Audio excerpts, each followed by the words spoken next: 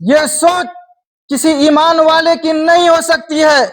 یہ سوچ اگر کوئی سوچ سکتا ہے تو وہ کافر سوچ سکتا ہے۔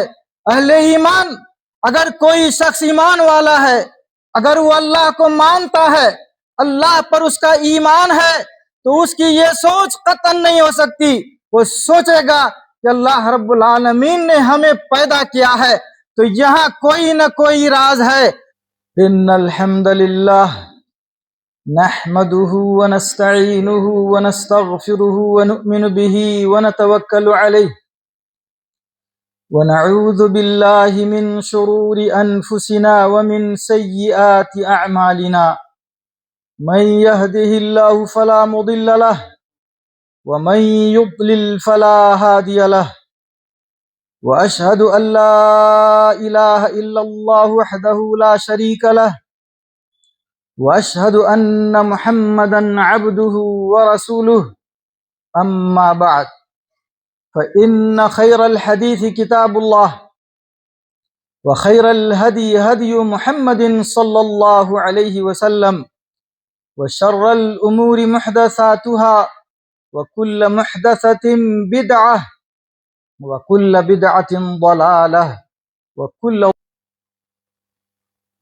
تمام تعریف و توصیف، حمد و ثنا، بڑائی، بزرگی، کبریائی اس اللہ وحدہ لا شریک لہ کے لیے ہے جس نے ہم انسانوں کو پیدا کیا اور ہمیں صراط مستقیم پر گامزن رکھنے کے لیے گاہے بگاہے نبی اور رسولوں کو بھیجا۔ تو پھر درود و سلام ہو ان تمام برگزیدہ نبی اور رسولوں پر جنہوں نے اللہ رب العالمین کا پیغام اپنی اپنی امت تک پوری صداقت اور امانت کے ساتھ پہنچایا۔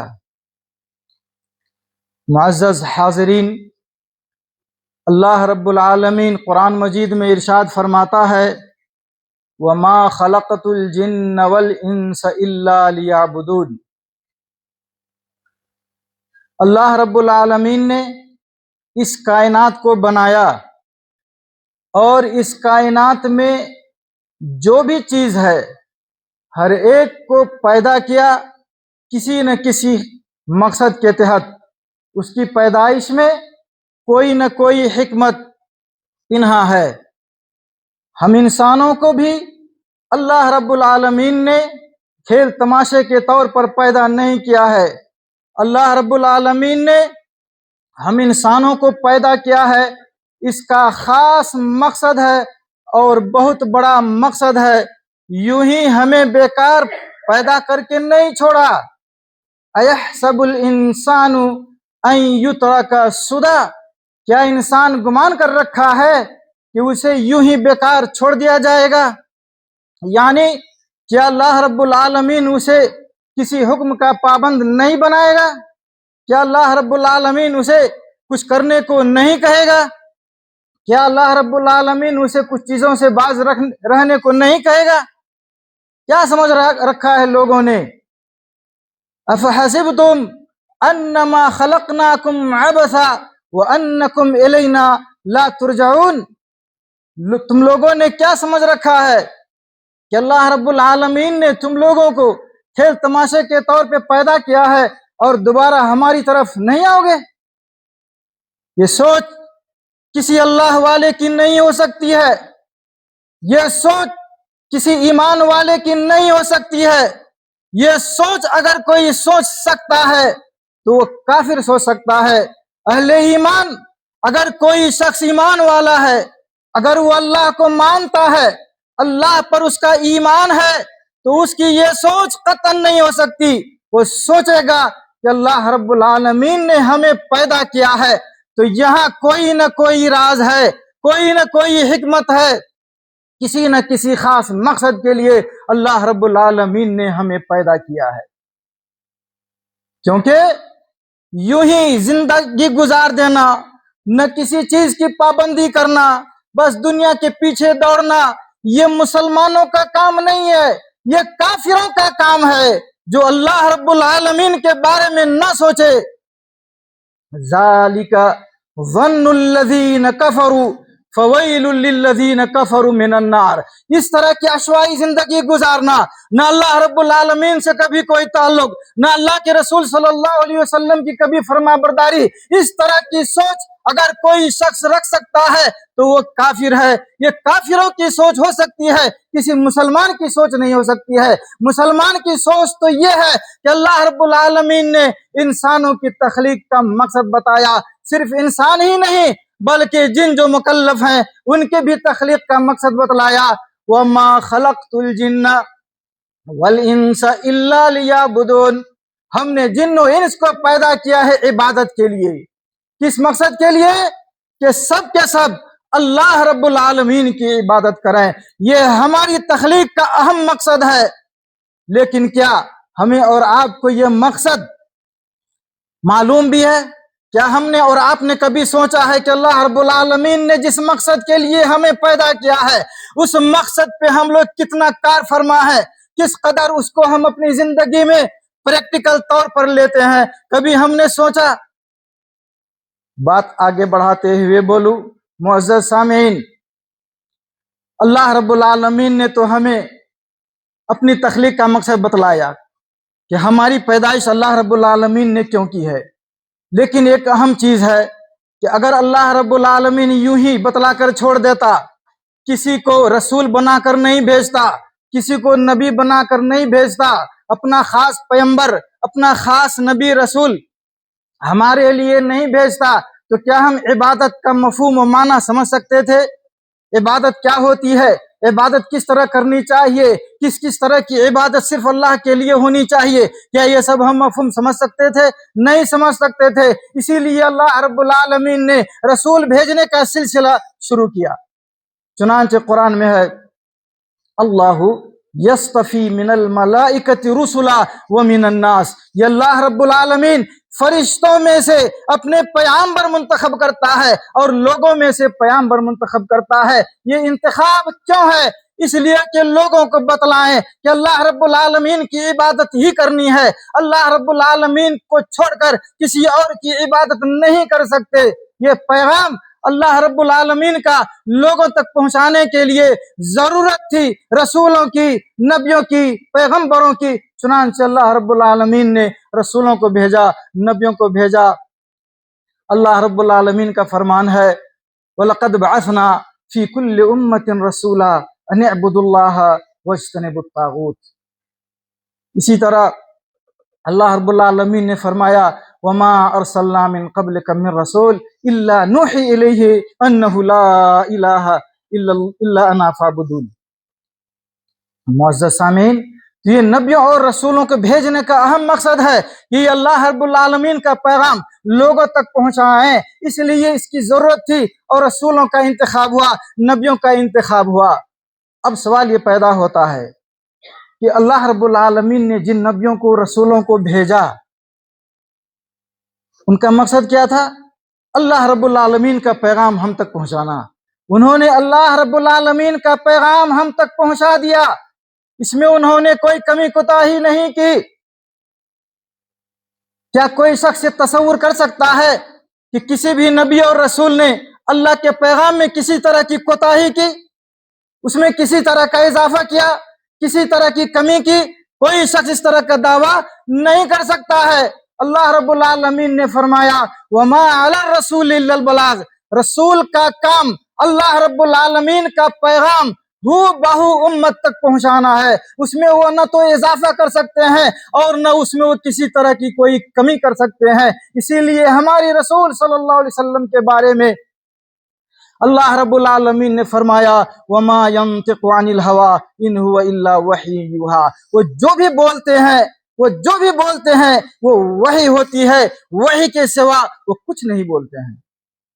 اب جب ہم یہاں تک پہنچ گئے کہ اللہ رب العالمین کا پیغام اللہ کے پیغمبروں نے، رسولوں نے اپنی اپنی امت تک پہنچایا بغیر کسی کمی کوتاہی کے، بغیر کسی کمی بیشی کے، اس میں نہ تو کسی طرح کا کوئی اضافہ ہوا، نہ کسی طرح کا کوئی حذف ہوا، نہ تو کچھ ڈیلیٹ کیا گیا، نہ اس میں کچھ اضافہ کیا گیا. پھر اب ہماری اور آپ کی ذمہ داری کیا بنتی ہے؟ اب اگر کوئی شخص مان کے چلے یہ کہے کہ رسولوں نے جو ہمیں بتلایا وہ اپنے پاس رکھیں. رسولوں نے جو بتایا وہ اپنے زمانے کے لیے بتلایا، ہم لوگوں کے لیے نہیں بتلایا. انہوں نے جو لایا وہ کسی خاص زمانے کے لیے تھا، ہمارے زمانے کے لیے نہیں تھا. تو کیا یہ بات درست ہوگی؟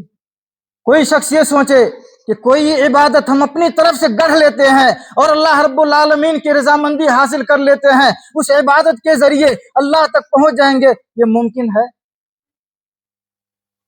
اللہ تک پہنچنے کے لیے وہی راستہ اپنانا پڑے گا جو نبیوں نے بتلایا، وہی منہج اپنانا پڑے گا جو رسولوں نے بتایا. ان کے بتائے ہوئے راستہ کے علاوہ کوئی اگر راستہ ہم اپناتے ہیں، ان کے بتائے ہوئے منہج کے علاوہ کوئی دوسرا منہج اپناتے ہیں، ان کے بتلائے ہوئے عبادت نیکی کے علاوہ کوئی دوسری عبادت ایجاد کرتے ہیں، کوئی نیکی دوسری اپناتے ہیں، تو کان کھول کر سن لیں، اس کے ذریعے سے انسان گمراہی کے راستے پہ تو جا سکتا ہے، جہنم تک تو پہنچ سکتا ہے اس راستے سے، مگر جنت تک کبھی نہیں پہنچ سکتا ہے، کیونکہ جنت کے دروازے گرچہ بہت ہیں مگر وہاں تک پہنچنے والا، وہاں تک پہنچانے والا راستہ وہی راستہ ہے جس راستہ کی رہنمائی اللہ کے رسولوں اور نبیوں نے کی ہے. وما ارسلنا من رسول الا لیطاع باذنہ، رسول کو اللہ رب العالمین نے بھیجا ان کی پیروی کی جائے اس لیے، ان کی بات مانی جائے اس لیے. ومن یرغب عن ملت ابراہیم الا من صفی نفسہ، جو بندہ نالائق ہوگا، جو بندہ بے وقوف ہوگا، جو بندہ جاہل ہوگا، جو کچھ نہیں سمجھتا بوجھتا ہوگا، وہی حضرت ابراہیم علیہ السلام کی ملت سے انحراف کرے گا، اعراض کرے گا. لقد كان لكم في رسول الله اسوة حسنة لمن كان يرجو الله واليوم الآخر، اللہ کے رسول میں ہمارے لیے نمونہ ہے، وہ پورا کا پورا ہمارے لیے نمونہ ہے. اب ان کے علاوہ ہم کس کو نمونہ مانیں؟ کسی اور کو نہیں مان سکتے ہیں. جو لوگ باہر ہیں اندر آ جائیں. اس لیے معزز سامعین، رسولوں کو اللہ رب العالمین نے جو بھیجا ہے تو اس لیے بھیجا ہے کہ جس مقصد کے لیے اللہ رب العالمین نے ہمیں پیدا کیا اس مقصد کو واضح کریں، وہ مقصد لوگوں کو بتلائیں.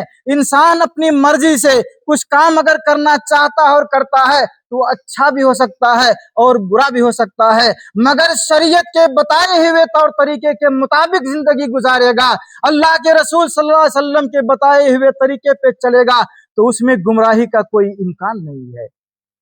اس لیے یہ ضروری بن جاتا ہے کہ ہم اور آپ اللہ کے رسول صلی اللہ علیہ وسلم کی اطاعت و پیروی کریں. ان کی اطاعت و پیروی کیے بنا کوئی بھی شخص اللہ رب العالمین کا قریب نہیں بن سکتا ہے، کوئی بھی شخص جنت نہیں پہنچ سکتا ہے. اس لیے ہمیں اور آپ کو اس پر فوکس کرنا ہے.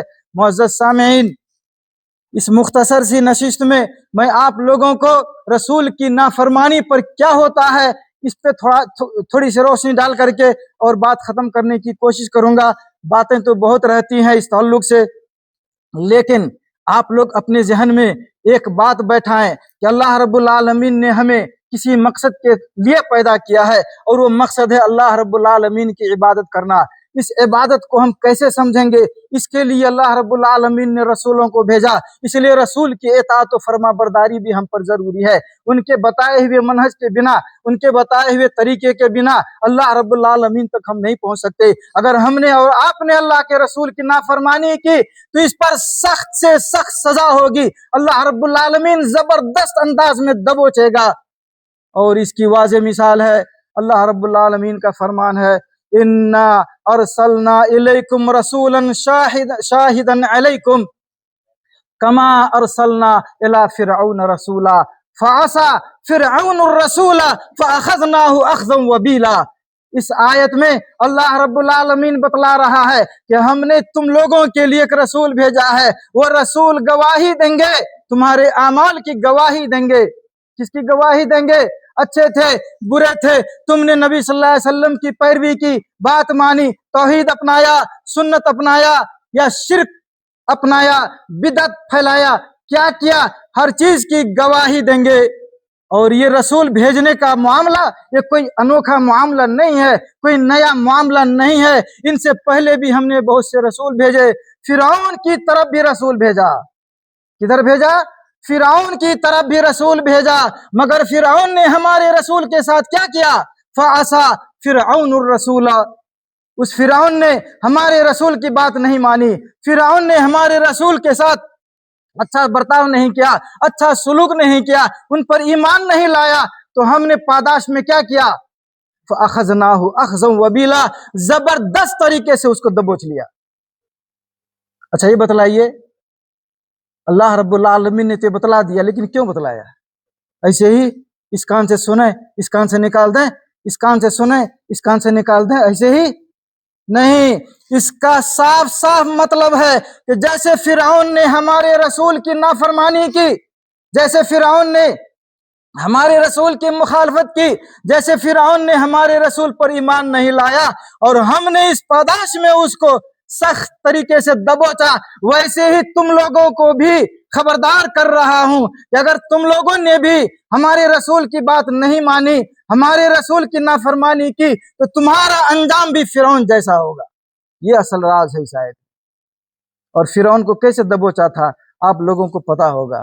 فرعون کو دبوچا گیا تھا کہ یہ شخص بہت بڑا متکبر تھا، دعوے دار تھا، کہتا تھا انا ربکم الاعلی، سب سے بڑا پروردگار تم لوگوں کا میں ہی ہوں۔ نہروں کے بارے میں کہا کرتا تھا کہ وہذہ الانہار تجری من تحتی، یہ نہریں جو دیکھ رہے ہو یہ میرے کنٹرول میں چلتی ہیں، میرے نیچے سے چلتی ہیں۔ اللہ رب العالمین نے دریائے نیل کے نیچے لے جا کر کے اور غرقاب کر دیا، ڈبو دیا، ہلاک کر دیا۔ پتا ہے نا، جب حضرت موسیٰ علیہ السلام اس سے پریشان ہو کر، فرعون اس کی قوم سے پریشان ہو کر خود بھی اور اپنے ماننے والوں کے ساتھ بھاگ چلے، بھاگتے بھاگتے جب پہنچے تو آگے دریا سمندر ہے، پیچھے مڑ کر دیکھا فوج اپنے لاؤ لشکر کے ساتھ آ رہا ہے، اب جائیں تو جائیں کہاں؟ آگے سمندر، پیچھے دشمن۔ اللہ رب العالمین نے حکم دیا حضرت موسیٰ علیہ السلام کو لیں اپنی لاٹھی اور مارے سمندر پر، چنانچہ سمندر میں راستہ بن گیا، پانی اس طرح سے بٹ گیا جیسے قرآن میں آتا ہے کہ پہاڑ کی طرح۔ سمندر میں پانی بھی بہت ہوتا ہے، ایک دم بالکل پہاڑ جیسا لگ رہا تھا، اور زمین ہم لوگ اب گڈھا کھودیں، پانی ڈال دیں، بھر دیں تو اس میں کئی روز تک کیچڑ رہتا ہے، مگر وہاں فوری طور پہ زمین خوش ہو گئی، ایک تو راستہ بن گیا، زمین بھی خوش ہو گئی۔ جب حضرت موسیٰ علیہ السلام اپنے ماننے والوں کے ساتھ پار ہو جاتے ہیں اور فرعون اپنے ماننے والوں کے ساتھ پانی میں آ جاتے ہیں، پھر اللہ پانی کو حکم دیتا ہے کہ برابر ہو جائے، چنانچہ سب کے سب ایک آدمی کی موت کی طرح مر جاتے ہیں۔ جیسے کوئی ایک بندہ مرتا ہے نا، ویسے ہی آنن فان سب کے سب مر جاتے ہیں۔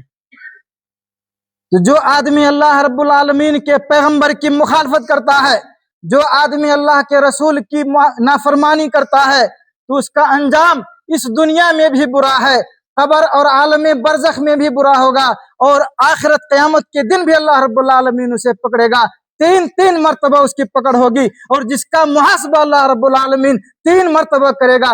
بھلا بتلائیے ایسا بندہ کوئی ہے جو بچ جائے؟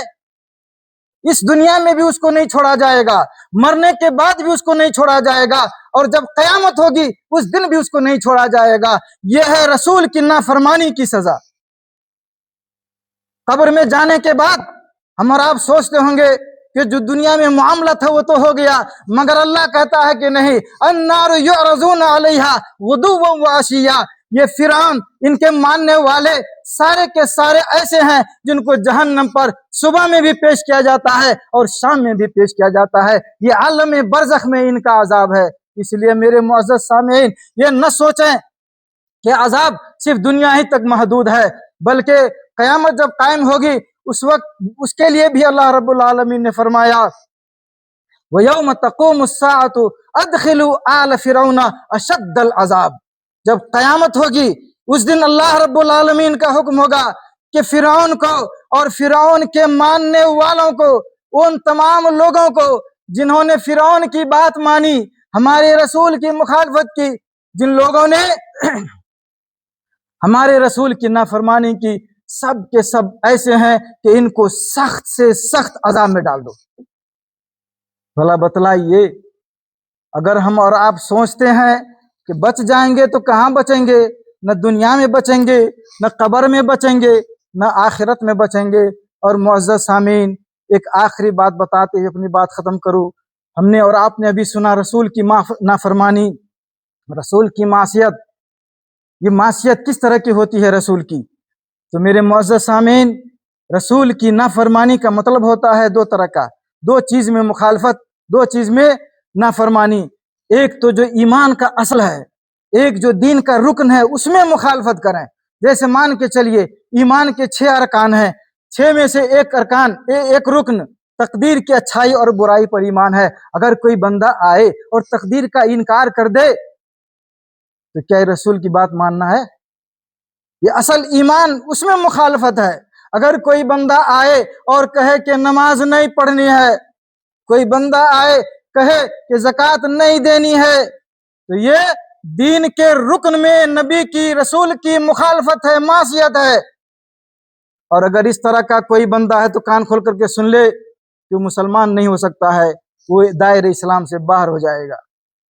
اس کے بعد دوسری نوعیت، دوسری قسم جو ہے نافرمانی کی، وہ ہے اصول ایمان اور ارکان دین کے علاوہ، جس کو ہم لوگ گناہ کبیرہ کہتے ہیں۔ تو گناہ کبیرہ میں بھی شرک کو چھوڑ کر اگر کوئی بندہ شرک کرتا ہے اور اسی حالت میں مر جاتا ہے بغیر توبہ کیے، تو اللہ رب العالمین ایسے بندوں کی معافی نہیں کرے گا، یہ ہمیشہ کے لیے جہنم میں رہے گا، کبھی جہنم سے باہر نہیں آ سکتا ہے۔ شرک کے علاوہ اور بھی جو دوسرے گناہ ہیں ان کا ارتکاب کیا، یا جو فرائض اور واجبات ہیں، جیسے نماز پڑھنا یہ ضروری ہے، اگر کوئی بندہ نماز نہیں پڑھتا ہے تو یہ رسول کی نافرمانی ہے۔ اگر کوئی بندہ فرائض میں سے، واجبات میں سے کسی چیز کو چھوڑتا ہے، منہیات میں سے، محرمات میں سے جن چیزوں کو اللہ رب العالمین نے حرام کیا ہے ان میں سے کسی کا ارتکاب کرتا ہے، کوئی کرتا ہے، یہ رسول کی نافرمانی ہے۔ اس لیے اصول دین میں بھی اگر مخالفت کر رہے ہیں تو بڑی نافرمانی، ادھر بھی کر رہے ہیں تو نافرمانی، یہ الگ میٹر ہے کہ دونوں مخالفت میں تھوڑا سا فرق ہے۔ فرق یہ ہے کہ دوسری نوعیت کی مخالفت اگر ہے، کوئی کبیرہ گناہ کا مرتکب ہو رہا ہے تو اللہ رب العالمین اسے اگر جہنم میں داخل کرے گا تو ہمیشہ کے لیے نہیں کرے گا۔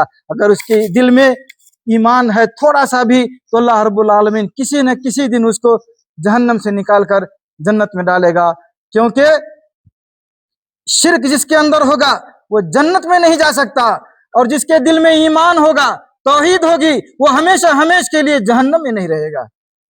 اس لیے اگر کوئی بندہ اس طرح کا جہنم میں جاتا ہے تو اس کی صفائی ستھرائی کے لیے اس کو جہنم میں ڈالا جائے گا، پھر اسے نکال کر مکمل طور پہ صاف کر کے اس کو جنت میں ڈالا جائے گا۔ معزز سامعین، خلاصہ کلام یہ ہے کہ ہمیں اور آپ کو چاہیے کہ اللہ رب العالمین نے ہمیں اور آپ کو جس مقصد کے لیے پیدا کیا ہے اس مقصد کو ہمیشہ اپنی نظر کے سامنے رکھیں۔ ہمیشہ ہمارا مطمع نظر وہ ہونا چاہیے، دنیا یہ وسائل کے طور پر ہے، اصل مقصد ہماری زندگی کا اللہ رب العالمین کی عبادت۔ بہترین کھانا پینا کھائیں گے، بدن ہٹا کٹا مضبوط رہے گا، اللہ رب العالمین کی زیادہ سے زیادہ عبادت کریں گے، مال زیادہ کمائیں گے، زکوٰۃ دیں گے، صدقہ خیرات کریں گے۔ اس طرح کا ٹارگیٹ ہونا چاہیے، یہ نہیں کہ ساری زندگی مال کمانے میں لگاؤ۔ جس نے پیدا کیا ہے، جس چیز کے لیے پیدا کیا ہے، جس مقصد کے لیے پیدا کیا ہے، اس مقصد کو ہم بھول جائیں۔ جو رسول ہمارے اور آپ کے لیے آئے، ایک آخری بات، ہم کس نبی کے امتی ہیں، ذرا اس پر بھی غور کیجئے۔ سب سے افضل نبی نبیوں میں کون؟ ہمارے نبی۔ تو اللہ رب العالمین نے شروع دنیا سے لے کر جب تک اللہ کے رسول صلی اللہ علیہ وسلم کو آخری نبی بنا کر بھیجا، تمام نبیوں میں جو کہتے ہیں 1,24,000، ان میں سب سے بہتر نبی ہمارے نبی، تو پھر سب سے بہتر نبی پا کر کے بھی بہتر امت نہ بن سکیں تو یہ ہمارے لیے حرمہ نصیبی ہے کہ نہیں؟ ہم بڑے بد نصیب لوگ ہیں کہ نہیں؟ ہمیں سب سے افضل نبی ملا تو ہمیں سب سے افضل امت بھی بننا چاہیے۔ اور میں نے رسول کی مخالفت وغیرہ کے تعلق سے بتلایا، سورہ نساء میں موجود ہے، وَمَن يُطِعِ اللَّهَ وَرَسُولَهُ يُدْخِلْهُ جَنَّاتٍ تَجْرِي مِن تَحْتِهَا الْأَنْهَارُ خَالِدِينَ فِيهَا وَذَلِكَ الْفَوْزُ الْعَظِيمُ۔ جس نے اللہ کی اطاعت کی، رسول کی پیروی کی، اللہ رب العالمین اس کو جنت میں داخل کرے گا۔ کیسی جنت ہوگی؟ اس کے نیچے سے نہریں جاری ہوں گی۔ جس کو یہ مل گیا بڑی کامیابی مل گئی۔ उसी के बरक्स जिसने अल्लाह की नाफरमानी की, वमन यासिल्लाह व रसूलहु व यतअद्दा हुदूदहु युदखिलहु नारन खालिदन फीहा व लहु अज़ाबुम मुहीन। अगर किसी ने अल्लाह की नाफरमानी की, रसूल की नाफरमानी की, अल्लाह के जो बताए हुए अहकाम हैं और अल्लाह की जो मुतय्यन करदा हुदूद हैं उनसे तजावुज करता है, तो फिर वो बंदा जहन्नम में जाएगा और हमेशा हमेश के लिए रहेगा और उसको दर्दनाक से दर्दनाक और रुसवा कुन अजाब मिलेगा। इस चीज़ को भी हमें अपनी नज़र के सामने रखना है।